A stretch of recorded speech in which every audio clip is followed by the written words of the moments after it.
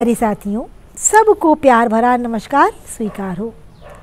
आज मैं आप लोगों को ममता मिश्रा की कहानी सुनाने जा रही हूँ, जो प्रयागराज में रहती है और जो आप सब की बड़ी लाडली है, जिनकी मैं माँ हूँ।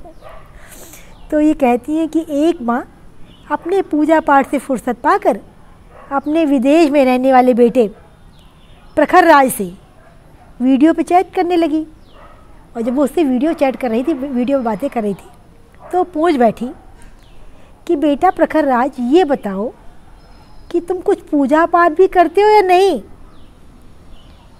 तो प्रखर राज बड़े गर्व से बोला, माँ मैं एक जीव वैज्ञानिक हूँ, मैं अमेरिका में मानव के विकास पर काम कर रहा हूँ।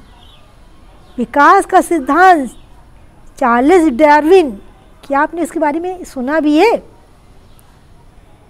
तो उसकी माँ मुस्कुरा के बोली, मैं डार्विन के बारे में जानती हूँ बेटा, उसने जो भी खोज की वो सब की सब वास्तव में सनातन धर्म के लिए बहुत पुरानी है। अच्छा, ये सब पुरानी खबरें हो गई, तुम कोई नई बात बताओ। तो बोला कि हो सकता है माँ। बेटे ने भी व्यंग पूर्वक कहा कि भाई हो सकता है पुरानी, कमेंट कस रहा था वो। तो आगे उसकी माँ बोलती है, यदि तुम कुछ होशियार हो तो सुनो। उसकी माँ ने प्रतिकार किया, जवाब दिया, क्या तुमने दशावतार के बारे में सुना है? विष्णु के 10 अवतार।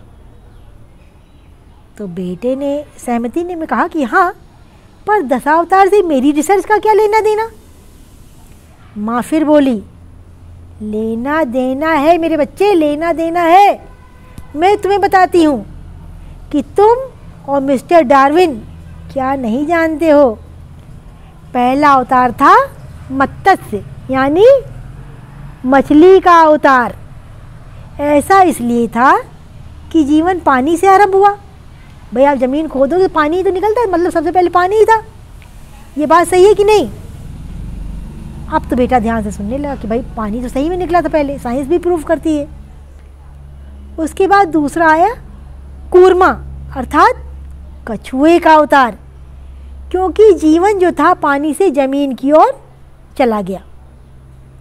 अभिचर, वैज्ञानिक भाषा में कहते हैं अभिचर, एम्फीबिनिया, तो कछुए ने समुद्र से जमीन की ओर विकास को दर्शाया। तीसरा था वराह अवतार, यानी सुअर, जिसका मतलब वे जंगली जानवर जिनमें अधिक बुद्धि नहीं होती। तुम उन्हें डायनासोर भी कहते हो। बेटे ने आंखें फैलाते हुए सहमति जताई, हाँ सही बात कह रही हो। उसके बाद माँ ने कहा कि चौथा अवतार जो था ना, वो नरसिंह का था, आधा मानव और आधा पशु, जिसने दर्शाया जंगली जानवरों में बुद्धिमान जीवों का विकास। पांचवा वामन अवतार हुआ, बौना, जो वास्तव में लंबा बढ़ सकता था। क्या तुम जानते हो ऐसा क्यों हुआ? क्योंकि मनुष्य 2 प्रकार के होते थे, होमो इरेक्टस मतलब नरवानर, और होमो स्पेंसियस अर्थात मानव। और होमो स्पेंसियस ने विकास की लड़ाई जीत ली। अब बेटा जो था दशावतार की प्रासंगिक सुनकर स्तब्ध रह गया, हैरान रह गया, कह रही माँ तो क्या क्या बता रही है। फिर माँ ने बोलना जारी रखा। छठा अवतार था परशुराम, जिनके पास कुल्हाड़ी की ताकत थी, जिनके पास शस्त्र था, कुल्हाड़ी की ताकत थी। वे दर्शाते हैं उस मानव को जो गुफा और वन में रह रहा हो, गुस्सैल और असामाजिक। 7वां अवतार थे मर्यादा पुरुषोत्तम श्री राम, सोच युक्त प्रथम सामाजिक व्यक्ति, जिन्होंने समाज के नियम बनाए और समस्त रिश्तों का आधार भी बनाया। 8वां अवतार थे भगवान श्री कृष्ण, जो भी कि भाई बांसुरी बजाते थे, राजनेता, राजनीतिज्ञ, प्रेमी। इनसे अच्छा राजनेता आज तक कोई नहीं हुआ। देखो अर्जुन को इन्होंने किस तरह कुरुक्षेत्र में ज्ञान दिया है। और प्रेमी तो ऐसे कि लोग कहते हैं ना कि हे प्यारे कृष्ण, हे मेरे प्यारे कृष्ण तुम प्रेम के अवतार हो। तो ये बहुत बड़े प्रेमी रहे, राजनीतिज्ञ रहे, इनसे अच्छा कोई डांसर नहीं, इनसे अच्छा कोई मुरली वादक नहीं, इनसे अच्छा कोई शास्त्र गायन नहीं, मतलब 16 कला संपूर्ण, जिन्होंने समाज के नियमों का आनंद लेते हुए सिखाया कि सामाजिक ढांचे में रहकर कैसे फला फूला जा सकता है। अब बेटा सुनकर अचंभित चकित रह गया, हैरान हो गया, लेकिन माँ के ज्ञान की गंगा प्रभावित ही रही। उन्होंने अपना बोलना जारी रखा। मैया बोली कि 9वां अवतार थे महात्मा बुद्ध, वे व्यक्ति जिन्होंने नरसिंह से उठे मानव को सही स्वभाव सोचा, जिन्होंने नरसिंह से उठे मानव के सही स्वभाव को खोज निकाला। उन्होंने मानव द्वारा ज्ञान की अंतिम खोज की पहचान की, और अंत में 10वां अवतार कालिका आएगा।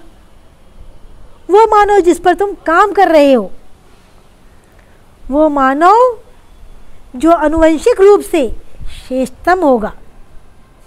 बेटा अपनी माँ को अवाक देखता रह गया। अंत में वो बोल पड़ा, माँ अद्भुत, ये अद्भुत है माँ, हिंदू दर्शन वास्तव में अर्थपूर्ण है, ये तो इसकी भी तो महिमा ही अनंत है। तो मेरे साथियों, मेरे लाडलों, मेरे बच्चों, मेरे नूरे रत्न, ये जो वेद हैं, पुराण हैं, ग्रंथ हैं, उपनिषद इत्यादि सब अर्थपूर्ण हैं, अर्थ से भरे हुए हैं। सिर्फ आपका देखने का दृष्टिकोण सही होना चाहिए, और उनका सही अर्थ बताने के लिए एक योग मार्गदर्शक जो कथाओं के मूल को आपके अंतस्थल में स्थापित कर सके। तो मेरे साथियों, आपको ममता मिश्रा की ये कहानी कैसी लगी? है ना सारगर्भित संदेश छुपा हुआ इसमें? तो बताइएगा आप लोग कमेंट बॉक्स में करके कि इनकी कहानी कैसी लगी, आपने क्या समझा, क्या जाना, और अपने धर्म पर, अपने ग्रंथों पर, अपने ईश्वर पर गर्व करना सीखो। हमें गर्व है कि ये भारत देश हमारा है, हम भारतवासी हैं। यहाँ की संस्कृति पर, यहाँ की सभ्यता पर हमें नाज है। हिंदी है हम, वतन है हिंदोस्तान हमारा। तो इन्हीं शब्दों के साथ मैं अपनी वाणी को विराम देती हूँ। सबको टाटा बाय बाय।